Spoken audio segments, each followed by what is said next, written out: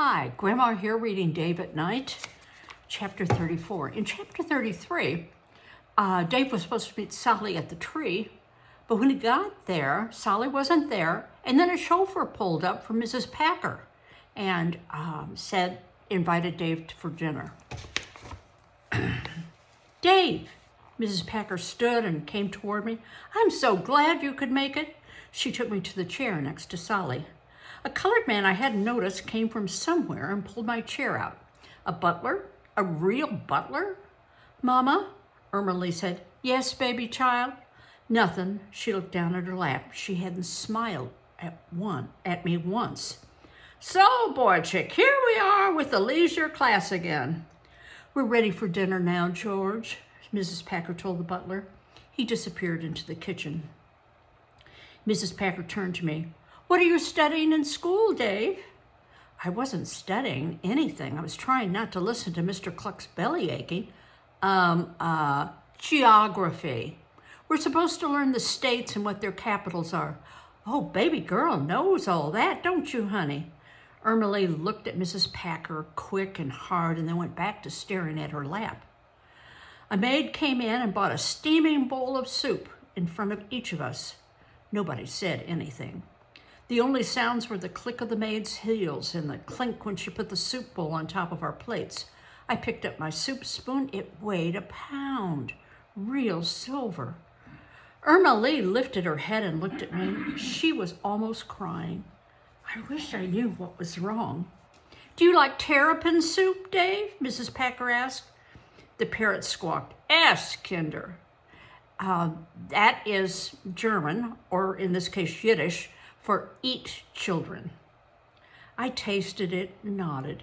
It was delicious, whatever it was. Terrapin is a turtle in a tuxedo, boy chick. Eat it while it's hot, baby girl.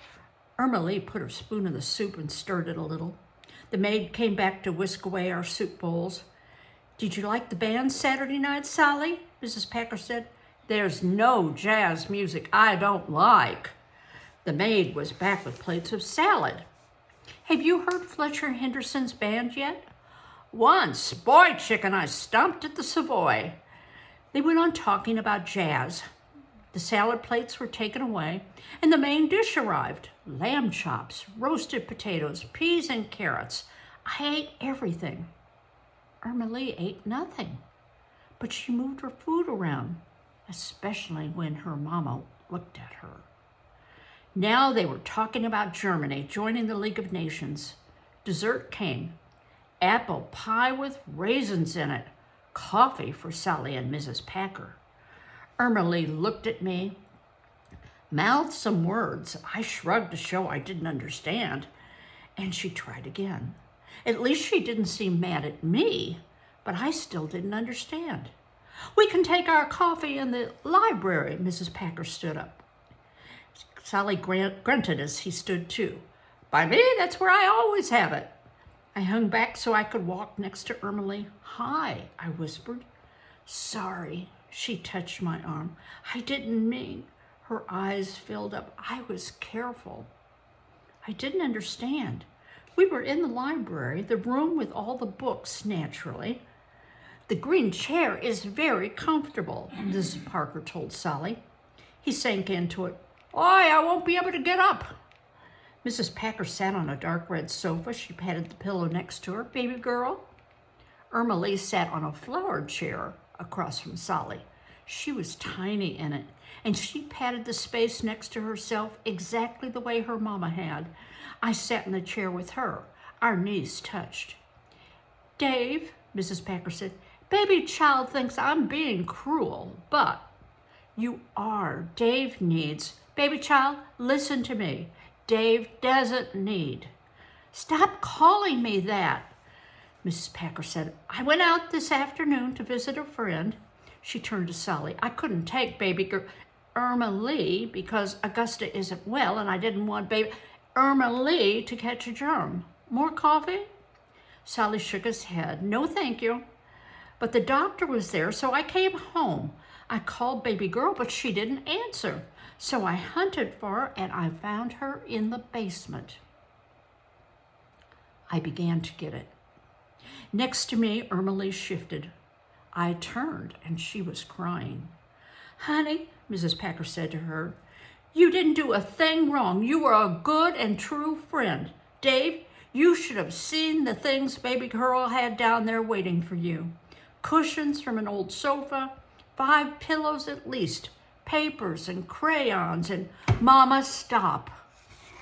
Dave, keep telling her you'll understand. I can't have you living in the basement. The boy chick was going to. So that was what was wrong. That's why Irma Lee was sorry. She thought she'd let me down, but she hadn't. She never would, not on purpose. It's all right. See, I told you Dave doesn't mind. Mrs. Packer turned to Sally. I had another idea. If I helped his family, she stopped and looked uncomfortable, shifted on the couch. I could perhaps help a relative with a bigger apartment. Look at this. Mrs. Packer didn't want me so bad, she'd pay my relatives to take me. Wait, I held my hand up before she said anything. Irma Lee, I was going to tell you tonight that I decided to stay at the orphanage. She flew out of her chair. Her face was streaked with tears. I hate you, Dave Caros. She ran out of the library. I started to go after her, then stopped. I couldn't run all over somebody else's house. Go ahead, Mrs. Packer said. She chuckled. Poor baby girl doesn't. I didn't hear the rest. I pounded up the stairs and knocked on the door to Irma Lee's room. She didn't say anything, but I went in anyway. She was sprawled across her bed. She didn't make a sound. Her bedspread was all rumpled. A doll's leg stuck up in the air. A book called My Antonio lay face down near Irma Lee's feet. Irma Lee? She didn't move. Her jacks were scattered on the wooden floor, just beyond the round rug. The little ball lay between the stilts. I picked it up and sat on the little floor by the jacks, which I gathered and scattered again. I threw the ball into the air and picked up a jack. The ball bounced twice before I got it. By the way, that's a game that I used to play when I was a child. I felt dumb playing a girl's game. If Irma Lee didn't sit up soon, I was going to stop and try something else. I threw the ball again. This time I picked up a jack and the ball before it bounced, only with 2 different hands. I threw again, but the ball went wide. I threw again. Nuts! The jack was jammed between 2 floorboards and the ball skipped toward the window. I heard something and looked up. Irma Lee was leaning over the edge of the bed watching me. A tear stood on the tip of her nose, but she was giggling. I chased after the ball and threw it at her. She caught it and tossed it back. She was fast. So there we were playing catch, the fastest game of catch I ever played. She was grinning, looking so happy that staring at her made me miss the ball. She laughed while I went after it. I made you miss. And when I came back, she said, more. And we were off again till she let the ball whiz by her and leaned back again and laughed and laughed and laughed. After a minute or 2, she scrambled to the foot of her bed and opened the toy chest. She pulled out a long, flat box. Want to play checkers? I hated checkers. It was a stupid game. Sure. You can be black. She turned the box over and let everything fall to the floor. I wanted to do something to make sure we were friends. I was going to be her friend forever, no matter what. She was the only person who wanted me. Not my uncles, aunts, not Ida, not Gideon, not even Solly. Once when my friend Ben and I were 8, we each cut our fingers and held the cuts together to make us blood brothers. I wanted to do something like that, but I didn't want Irma Lee to have to cut herself. She unfolded the checkerboard and started to arrange her pieces.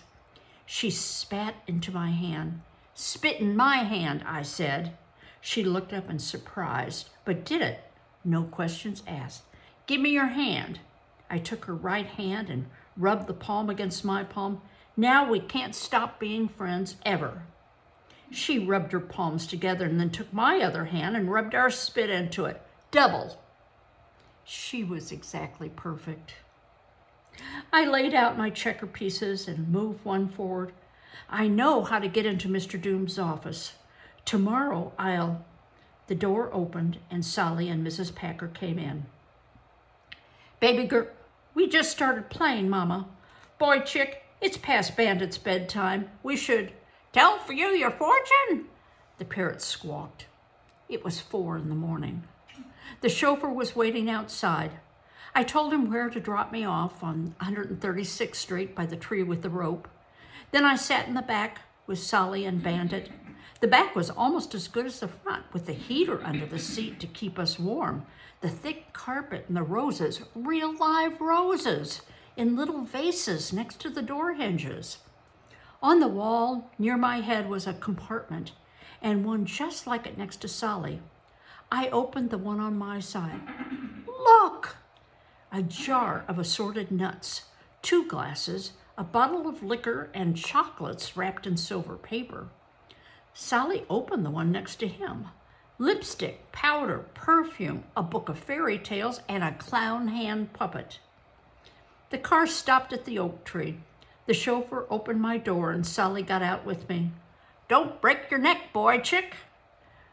Would you stay and see if any lights come on after I go in? And if they do, I could use some smearing. Oh, I'll take care of it. I got over the fence and back into the asylum. No problem. The poker game was still going on. I took the nearest staircase, tiptoed upstairs and into our room, where I lived with my buddies. I fell asleep imagining showing the carving to Irma Lee in the 11s and Sally with Bandit squawking, Mazel, Mazel tov. Well, that's interesting that now that is taken off the table. He can't sleep in Irma Lee's basement, but I don't know how he's going to steal the carving back and still be able to live at the HHB. But maybe we'll find out in the next chapter. Bye-bye.